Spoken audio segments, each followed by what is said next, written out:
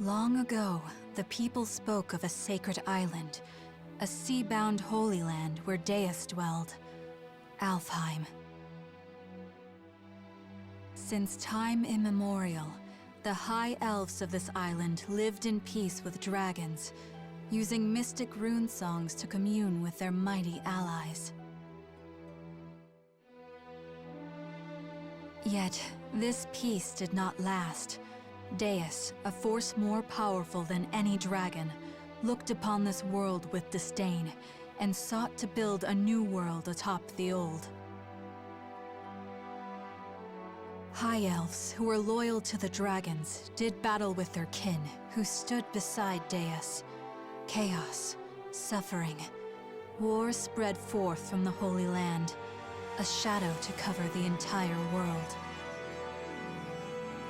After centuries of carnage, the dragons finally claimed victory and sealed Deus away.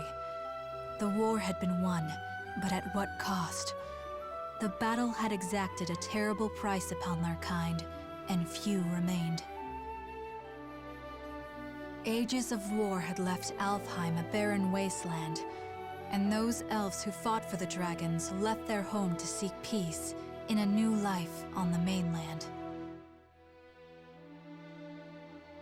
In the 1,000 years since that war's end, it came to be known as Ragnarok.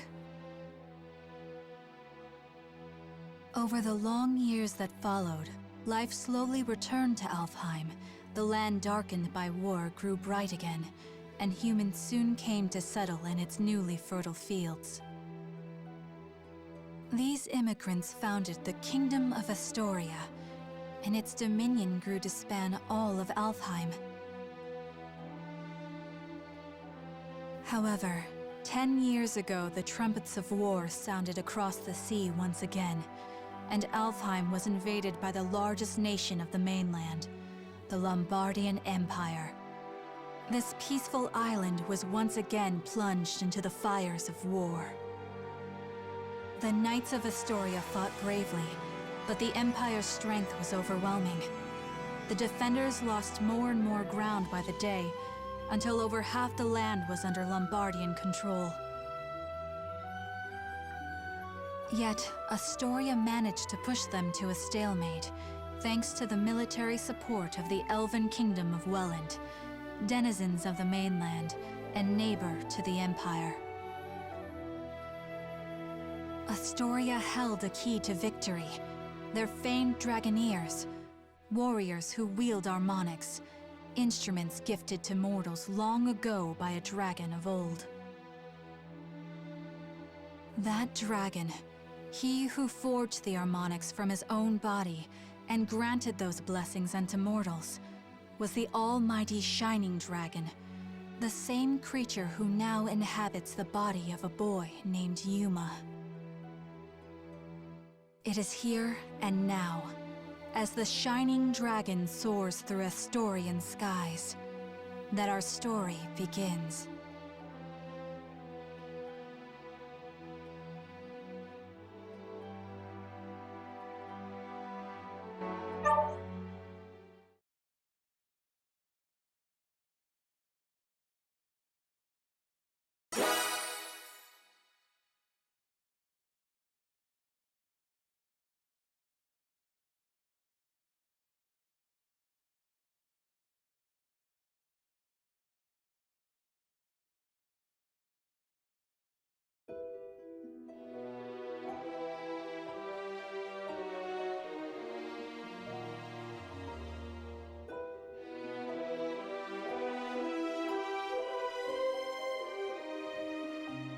Your Highness, this is unexpected. Had I been made aware of your arrival, I would have mustered the troops for inspection.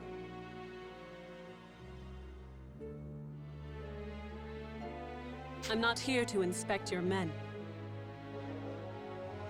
I see. Then to what do we owe the honor? How long have military operations in Alfheim gone on now, Georg? 8? No, 9 years? 9 years to see the Emperor's, my father's, will done. And somehow, victory yet eludes us.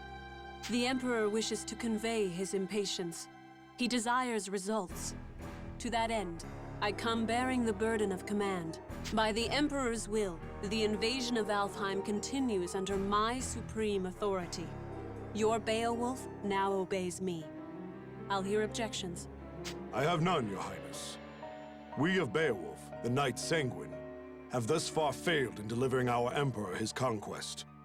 If His Majesty has seen fit to grant us a second chance, though undeserving, we humbly accept. Enough then. Let's not speak of apologies and humility. Instead, let us speak of plans. As I transition into my new role as commander, I admit confusion on a matter I'd like explained. This boy, the alleged bearer of the Shining Dragon. I reviewed all your compiled intelligence, and yet not one report in the lot mentioned the dragon at all. Not even in passing. Explain this to me. We judge that information unfit to be reported on, Your Highness. Not worth reporting? Surely I misheard. The mightiest of his kin, a legend amongst even other dragons. You mean to tell me the discovery of the Shining Dragon himself doesn't even deserve a footnote? Perhaps it's best I let the man I assigned to it explain. Joachim? Yes, a perfectly understandable query. We heard rumors the child possessed the Shining Dragon, so we acquired him, yes. We've since spent a great deal of time observing his growth, but sadly we were unable to detect the Shining Dragon's energy signature. He still was able to channel pure dragon energy on his own, however. I was in the midst of running tests for that at the time. So hopefully it's clear why we chose as we did. The official reports are reserved for confirmed, verified intelligence only. I see. I'll remember your discretion as I conduct my new duties. Still, the Shining Dragon. Can this power of mine tame even you, I wonder? Hey, we talking about the Shining Dragon in here? Like the special mythical one? Is he really all that?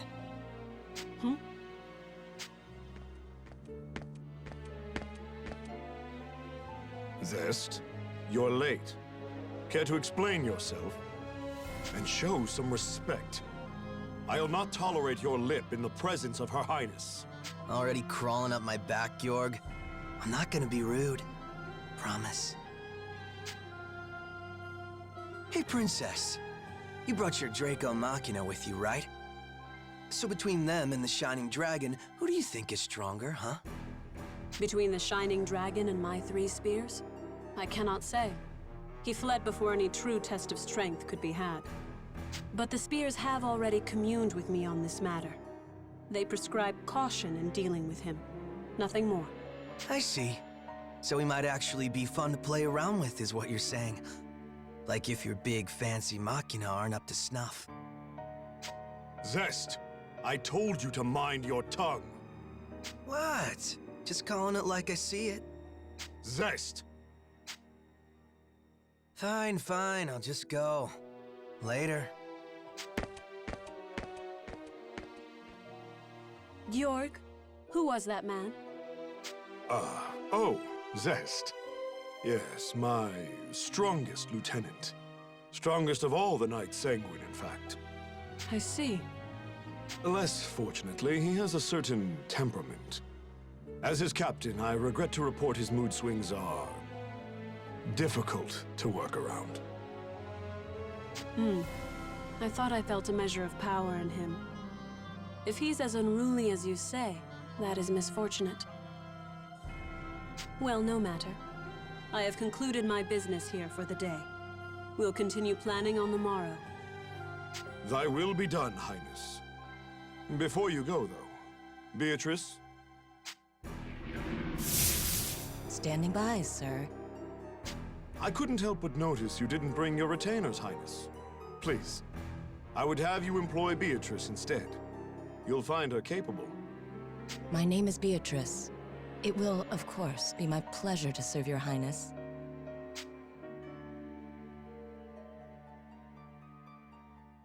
A bender of shadow? How fascinating. Very well, Beatrice. You may accompany me for the duration. Thy will be done. With me, then. Let's be off.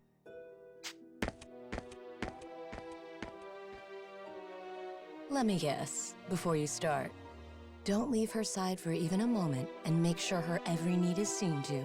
Something like that? Something like that.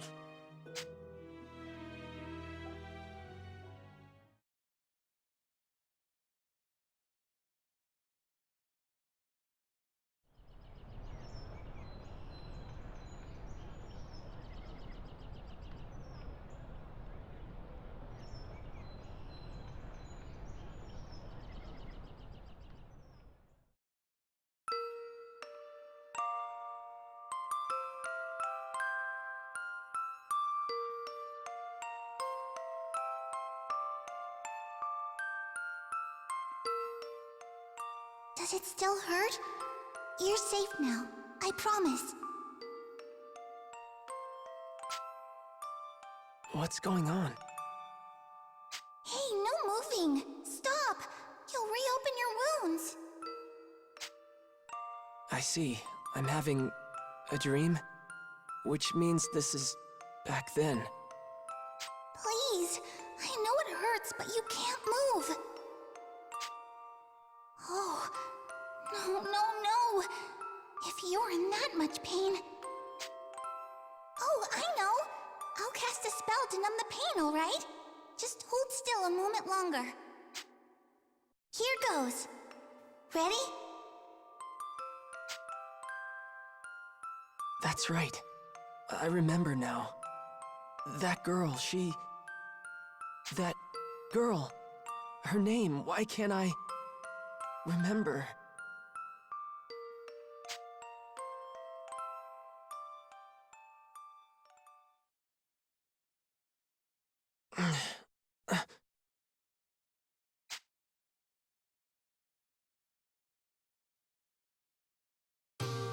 Oh, Your Radiance. You're awake.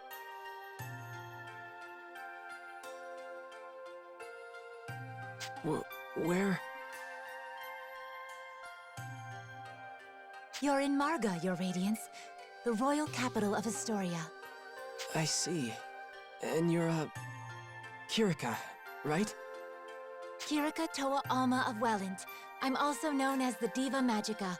Please, call me Kirika, Your Radiance. Alright, Kirika. Nice to meet you. Diva like a singer, right? That song before. Just what is a Diva Magica? Oh, originally we were translators, I suppose.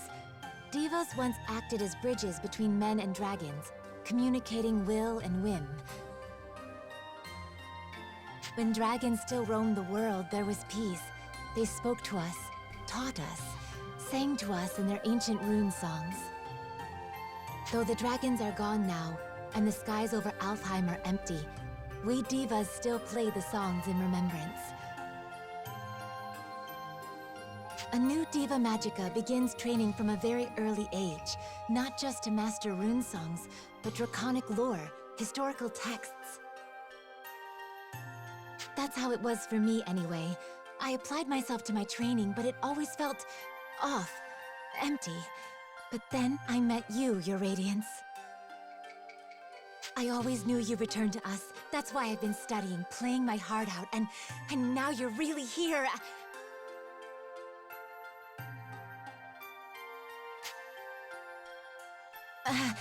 My apologies, Your Radiance.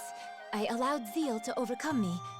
Please, if I may serve you in any capacity, only say so. Okay. Kirika, you know I'm not actually the Shining Dragon, right? My name is... I understand, Master Yuma.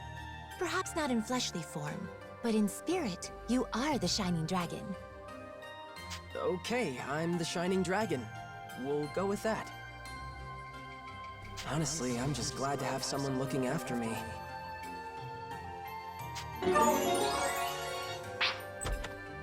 Good morning, Kirika. How's he doing?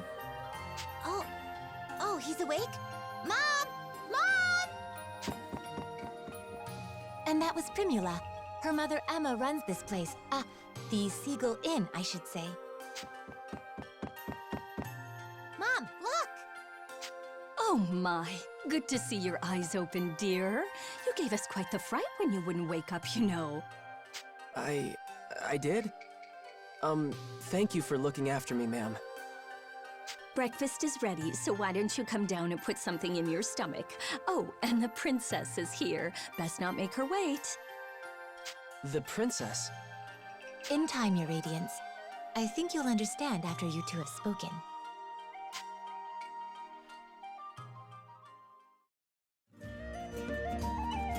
Hey, good morning.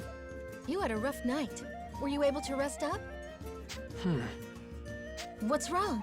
You seem confused. She said I was supposed to be meeting a princess down here, so does that mean... Oh, for the love of... Hey, Emma, I told you not to call me princess in town. Oh, right. I forgot. Sorry, dear. Hold on. You're... No way. You're a princess? What, like it's that hard to believe? Here, why don't you let me introduce myself? Sonia Blanche, Crown Princess of Astoria and firstborn to the royal family. Pleased to meet you. My name is Yuma Ilvern, Your Highness. It's a profound honor to meet you. Hey, nuh-uh. None of that. No highnesses. Just call me Sonia, okay? You got it, but what's the Crown Princess kicking around a regular old inn for? Well, excuse us for being regular and old. We're the top inn in the city, thank you. And we've even got Dragoneers staying here. Easy now, Primula. But she's right. I live here as the Dragoneers' caretaker. Dragoneers? That's what Excella and Kirika are, right? Are you a Dragoneer too? No, not personally. It's more like I'm in training to become one. Something like that, anyway. So, Yuma, weird question, but can we talk about your plans from here on? Your future? Sonia, I think it would be better if the king explained. We should escort his radiance to the castle before anything else. You're right. Can you come with us for a bit, Yuma? I'm a little uneasy about all this royalty stuff, but it's not like I can refuse the people seeing to my every need. Okay, wherever you want to go, point the way.